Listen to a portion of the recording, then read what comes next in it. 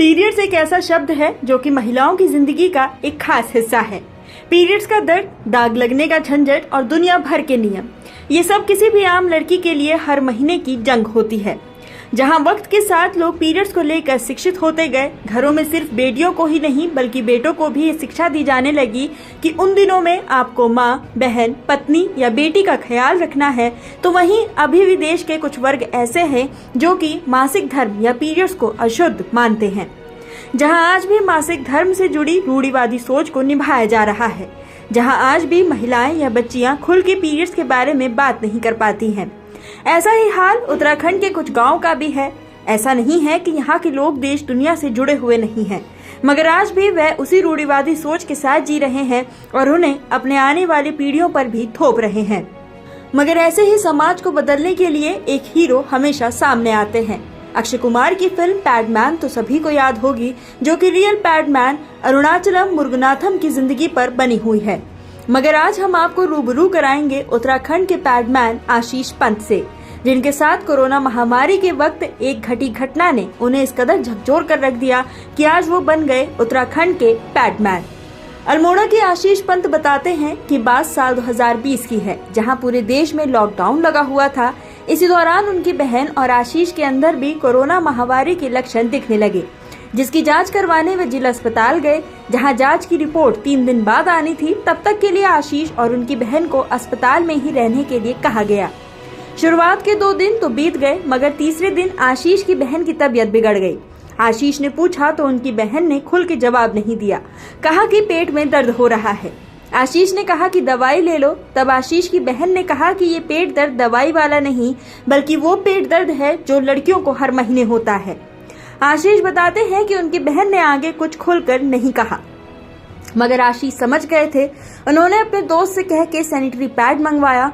कुछ देर बाद उन्होंने देखा कि उनका दोस्त एक लिफाफे में सैनिटरी पैड लेकर आया और फिर आशीष के मन में वो सवाल उठा जिस सवाल ने आशीष को बना दिया पैडमैन।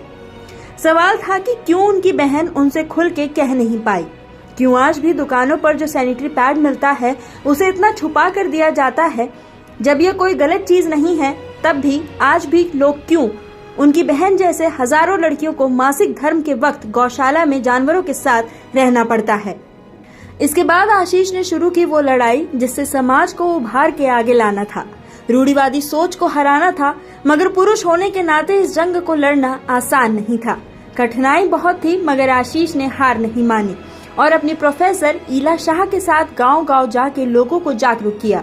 मगर पहले जहां गांव के सरपंचों ने आशीष को पागल कहकर उनकी मदद करने से मना कर दिया, वहीं अब गांव के लोग खुद आगे आके आशीष के साथ बच्चियों को और महिलाओं को जागरूक कर रहे हैं कि उन दिनों दर्द और महामारी गलत नहीं है। गलत है आपका उस समय पर ख्याल नहीं रखना और कपड़े का इस्तेमाल करना, साफ जगह पर शौच न करना और गौशाला में सोना। आशीष का कहना है कि वे अल्मोड़ा में सैनिटरी नैपकिन की मशीन लगवाना चाहते हैं, जिसे वो महिलाओं या बच्चियों जो सैनिटरी नैपकिन लेने में समर्थ नहीं है या दूर दराज गाँव में रह रही हैं, उन तक सैनिटरी नैपकिन पहुँचाई जा सके। अल्मोड़ा जनपद में मेंस्ट्रुअल हाइजीन को लेकर के हमने NTT GGIC एक स्कूल में अवेयरनेस कैंपेन चलाया, जिसमें हमने महिलाओं को वीरा संस्था की मदद से सैनिटरी नैपकिन उपलब्ध करवाए और हम आने वाले समय में एक संस्था को पंजीकृत करते हुए सैनिटरी पैड की मशीन अल्मोड़ा में लगाना चाहते हैं, जिससे हम जो महिलाएं सैनिटरी नैपकिन अफोर्ड नहीं कर पाती उन तक नियमित रूप से सैनिटरी नैपकिन उपलब्ध करवाने हेतु लगातार प्रयासरत हैं। और मेंस्ट्रुअल हाइजीन को लेकर के हमारी जो एक कल्पना है कि लोग इसको लेकर के जागरूक हों, उसको लेकर के हमारे कार्यक्रम निरंतर जारी रहें। वहीं आशीष द्वारा चलाए जा रहे जागरूक अभियान से जुड़ी बच्चियों पर क्या असर पड़ रहा है, वो भी आप देखिए। बहुत अच्छा लगा, मतलब जो शर्म थी एक अंदर हमारे अंदर, जो इस चीज़ के लिए शर्म थी, हम किसी से बात नहीं कर सकते थे, तो अब वो शर्म नहीं है। आशीष कहते हैं मासिक धर्म से जुड़े अभियान को शुरू करने के बाद कई लड़कियों ने उनसे संपर्क किया और उन सब की बातों में एक बात हर स्त्री ने कही कि काश ऐसा होता कि ये मासिक धर्म होता ही नहीं, हम भी इस दर्द के बिना और कहीं दाग न लग जाए या दाग लग गया तो लोग क्या सोचेंगे, उसके बिना आराम से जी पाते।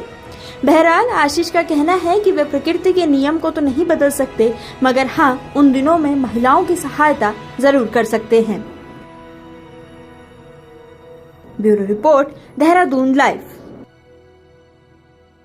अगर आप हमारे चैनल पे नए हैं तो चैनल को सब्सक्राइब करें, साथ ही बेल आइकन को प्रेस करें ताकि उत्तराखंड की कोई भी अपडेट आपसे मिस ना हो पाए।